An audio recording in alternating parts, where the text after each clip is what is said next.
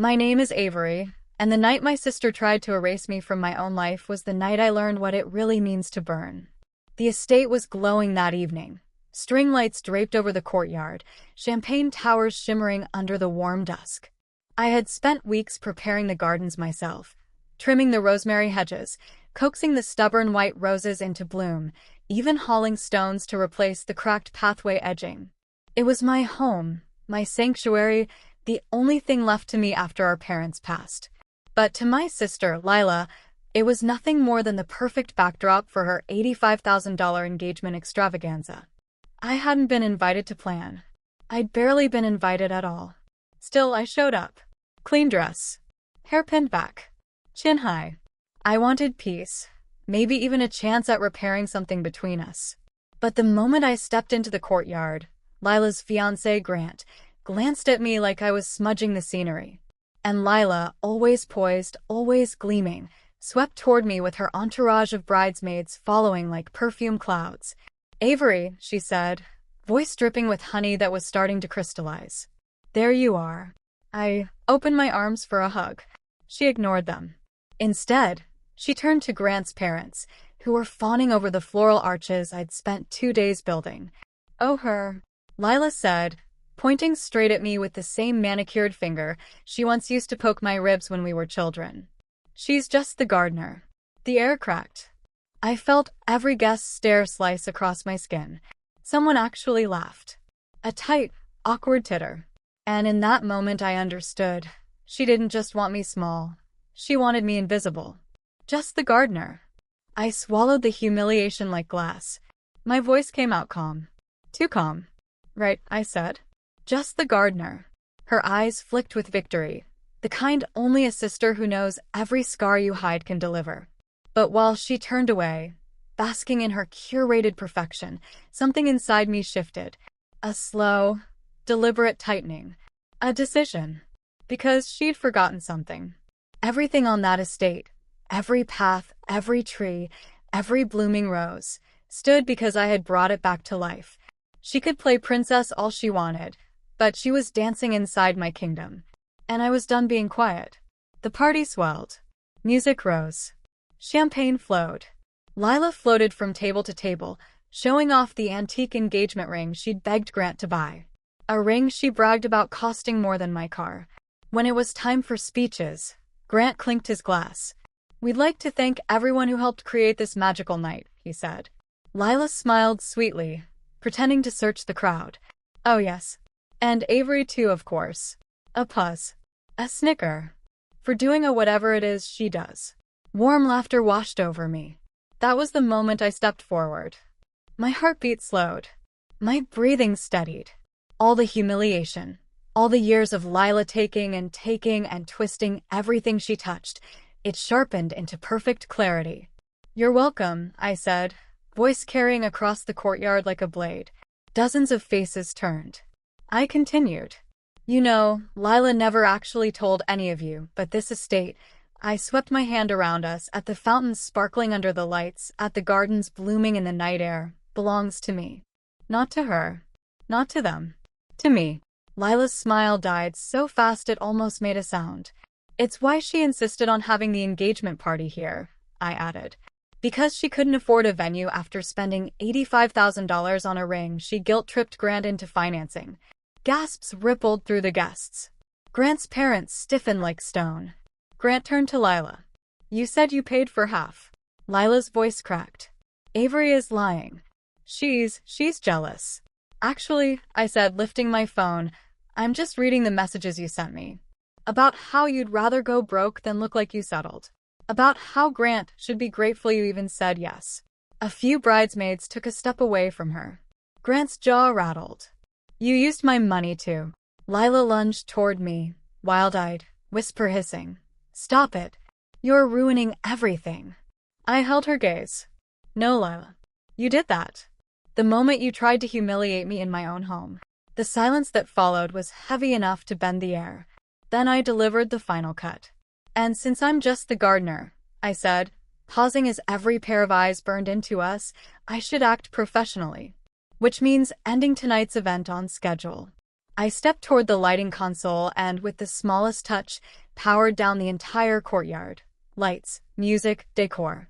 The estate sank into twilight, the party choking into stunned stillness. Gasps. Murmurs. Guests gathering their things, unsure, uncomfortable, drifting toward the exit. I turned back to Lila, who was now trembling, mascara streaking. Your event contract, I reminded her gently, ends at 9. And since you never paid the extension fee, the party is over. Grant stared at his fiancée, betrayal spreading across his face like a storm. Did you really lie about everything? Grant, baby, He walked away. The guests followed. And Lila collapsed into a chair surrounded by dying candlelight, her perfect night unraveling strand by strand. I didn't gloat. I didn't smirk. I simply stood there in the gardens I built, in the home that was mine, feeling something settle inside me. Not triumph. Not spite. Justice. As the last car pulled away, she whispered, voice small for the first time in her life, Avery, please don't leave me alone. I looked at her. My sister. The girl who once braided my hair. The woman who tried to erase me. I'm not leaving you, I said softly. You're leaving me. And then, with the roses glowing faintly in the moonlight, I closed the gate behind her. This time for good. The silence after the gate clicked shut didn't stay quiet for long. 2 days later, I woke to the crunch of tires grinding up my driveway. At first, I thought it was a delivery truck, until I heard the frantic pounding on my door. Avery, open the door. Please. Lila. Her voice was shredded, desperate in a way I hadn't heard since we were kids, and she'd called me from the school bathroom after failing her first exam. I opened the door halfway. She looked wrecked.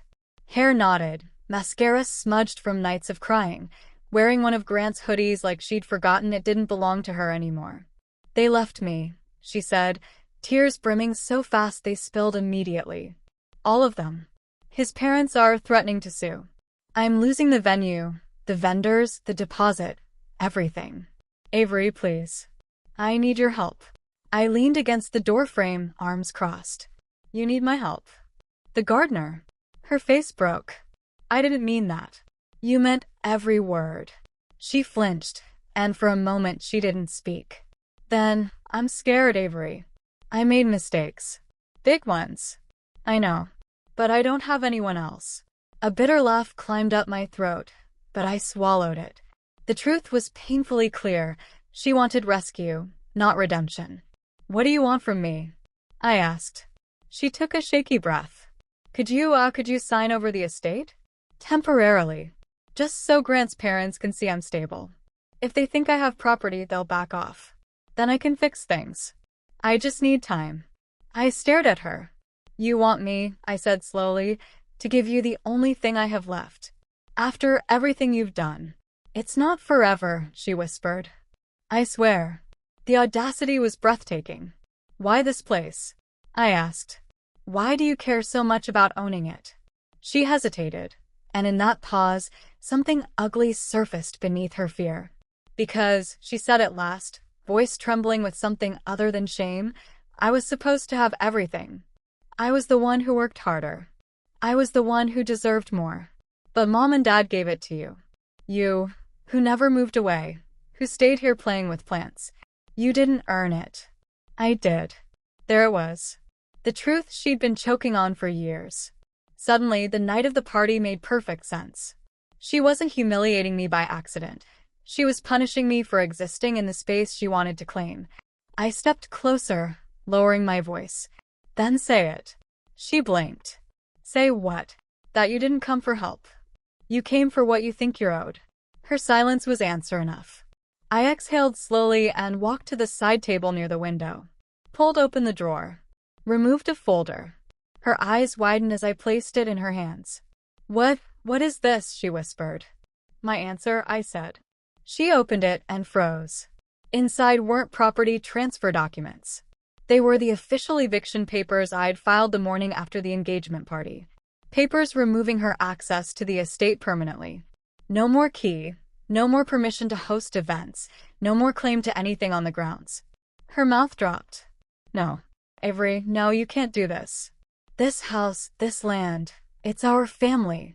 Our parents left it to me, I corrected. And you spent years resenting that instead of accepting it. She shook her head violently. You're choosing this place over your sister? I'm choosing my peace over your chaos. Her breath hitched like I'd struck her.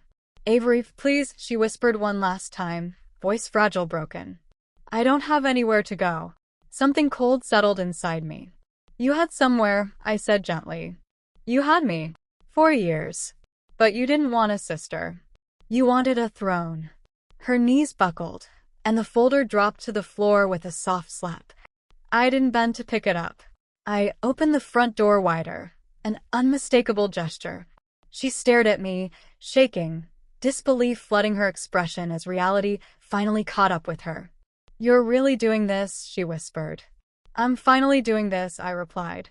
She took one step back, then another, and another, until she stumbled down the front steps and toward her car, sobbing into her hands. I watched her go, but as her engine roared to life, she hesitated, just long enough for her eyes to meet mine through the windshield. And in that instant, something changed in her gaze. It wasn't sorrow anymore. It was fury, a promise, a threat. She sped off, gravel spraying. I closed the door slowly, locking it, because while I'd won this battle, I knew something deep in my bones. My sister wasn't done with me, and whatever she had planned next was already on its way. She didn't stay quiet for long. A week later, a thick envelope arrived in my mailbox, her handwriting on the front, looping and angry. Inside was a single sentence scrawled across a torn sheet of paper. If you think this is over, Avery, you never knew me at all. But this time, instead of fear, something steadier rose in me. Resolve. I tucked the note into a drawer, not as a threat, but as a reminder of the moment I finally chose myself. Whatever storm she planned next, I was ready. And the estate, glowing warm and alive around me, finally felt like mine again. If you enjoyed this story, don't forget to like, share, and subscribe for more twisted, emotional confessions and satisfying revenge endings.